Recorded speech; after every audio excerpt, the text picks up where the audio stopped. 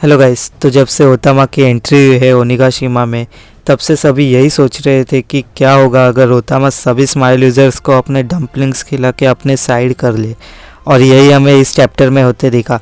और ओतामा ने जैसे चैप्टर 996 में बताया था कि वो एक एनिमी शिप पे से होके ओनिगाशिमा आइलैंड पे आई थी, और इस चैप्टर में वही फ्लैशबैक दिखाते हैं जहाँ ओतामा स्पीड से कह रही है कि उसे ओनिगाशिमा जाना है और कोई भी उसे वहाँ नहीं जाने दे रहा है। बट स्पीड ने ओतामा का डम्पलिंग खाया है, तो जो भी ओतामा कहती है वो सब स्पीड मान लेती है। फिर ओतामा और स्पीड बाकी सारे स्माइल यूजर्स जिन्हें ओतामा ने अपने डम्पलिंग से टेम किया है, उन सबके साथ स्पीड के शिप पे राइड करके ओनिगाशिमा आते हैं। और पता नहीं ओतामा को ये प्लान कैसे सूझा कि ओनिगाशिमा जाके सभी स्माइल यूज़र्स या फिर जोन यूज़र्स को अपने डम्पलिंग से टेम करने का। जोन यूज़र्स का तो पता नहीं, क्योंकि अभी तक हमें कोई भी जोन यूज़र टेम हुआ नहीं दिखाया गया है, क्योंकि शायद अभी तक उसने ट्राई ही नहीं किया होगा किसी जोन यूज़र्स को ट्रिम करने का मे बी। तो ओतामा बहुत सारे डम्पलिंग्स बनाती है और एग्जॉस्ट भी हो जाती है उससे, तो शायद सभी डेविल फ्रूट्स यूज़र्स के साथ ऐसा होता होगा। मतलब जैसे कि डेविल फ्रूट अपने यूज़र्स को पावर देता है, पर वो पावर्स यूज़ करने के लिए एनर्जी भी लगती होगी।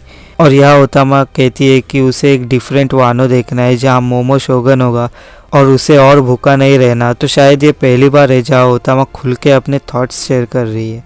तो स्पीड, गेज़लमैन और डाइफुगो सभी गिफ्टर्स को वो डम्पलिंग्स खिलाते हैं। और आगे हमें फ्रैंकी वर्सेस सास्की की फाइट दिखाई जाती है, जहाँ क्लियरली दिख रहा है कि सास्की फ्रैंकी को कुछ भी नहीं कर सकता 1v1 फाइट में। तो सभी गिफ्टर्स जो कि सास्की के साथ होते हैं वो फ्रैंकी को पकड़ लेते हैं और फ्रैंकी खुद को उनसे छुड़ा नहीं पाता। और उतने में ही उसाप, नामी और ओतामा वहाँ आते हैं और उनके पीछे पूरी गिफ्टर्स की आर्मी है जिन्हें ओतामा ने टेम किया हुआ है। तो उनके हेल्प से फ्रैंकी छूट जाता है, बट अल्टी और पेजुवन भी उनके पीछे पड़े हुए हैं। और उल्टी नामी पे फिर से अटैक करने जा रही होती है, बट नामी उल्टी पे थंडरलेस टेम्पो से अटैक करती है। और ये वही अटैक है जो नामी ने एनिस लॉबी में खालिफा के साथ फाइट करते वक्त यूज़ किया था। और नामी ये भी कहती कि उससे इससे ज़्यादा लाइटनिंग लगेगी, क्योंकि शायद अल्टी अपने डायनासोर फॉर्म में है। उसके बाद उसाप वहाँ पे जो बाकी गिफ्टर्स है उनके मुंह में डम्पलिंग्स ठूस देता है। मुझे लगता है कि ओतामा का जो भी डेविल फ्रूट है वो बहुत ही ओवर पावर्ड है। जैसे पिछले चैप्टर में हमें CP0 दोनों साइड्स के नंबर्स दिखाते हुए नजर आए और वहाँ सैमुराई के नंबर बहुत ही कम थे, तो ओतामा ने ऑलमोस्ट सभी गिफ्टर्स को अपने साइड करके पूरा प्लॉट ही चेंज कर दिया है। तो आगे हमें सांजी दिखाया जाता है जहाँ उसने सभी मैन को नॉकआउट कर दिया है, बट क्योंकि वो वुमेन पे अटैक नहीं करता हो तो वो अभी फंस चुका है और वो लाचार पड़ा हुआ है ब्लैक मारिया के सामने। यहाँ मुझे लग रहा था कि सांजी को उनसे फाइट करना चाहिए, बट इससे सांजी का जो कैरेक्टर है वो ख़राब हो जाता। तो यहाँ ब्लैक मारिया निको रॉबिन को बुलाने के लिए कहती है सांजी से काइडो के ऑर्डर्स पे, क्योंकि ऑब्वियसली उनको रॉबिन लगेगी रोड पॉनिग्लिफ्स रीड करने के लिए, जो कि बिग मॉम ने काइडो से कहा था। और ब्लैक मारिया कहती है कि जब उनका काम हो जाएगा रॉबिन के साथ तब वो उसे मार देंगे। इस पे सांजी कहता है कि निको रॉबिन को अंडर एस्टिमेट मत करो।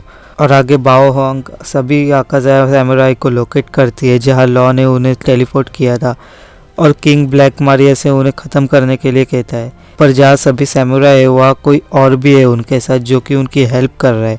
तो बहुत से लोग हैं जो कह रहे हैं कि वो एनएल है, जो कि मुझे नहीं लगता कि वो होगा, क्योंकि कुछ तो रीज़न होना चाहिए ना उसका वहाँ होने का। मतलब मान भी लो कि एनएल वानो या फिर ओनिगाशिमा में है और आते ही उसका पहला गोल ये होगा कि सैमुराई की हेल्प करना। वेल ऐसा हो भी सकता है अगर कुछ हिस्ट्री हो उनके बीच में, बट मुझे नहीं लगता ऐसा कुछ होगा।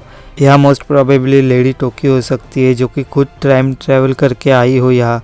मुझे पता है कि टोकी को गन से शॉट किया गया था, लेकिन हमें वो डेड नहीं दिखाई गई, और वन पीस में कोई भी डेड नहीं दिखाया गया, तो वो जिंदा भी हो सकता है कि शायद वो गन फायर के टाइम पे ही गायब हो गई हो उस जगह से और करंट टाइम पे ओनिगाशिमा में आई हो।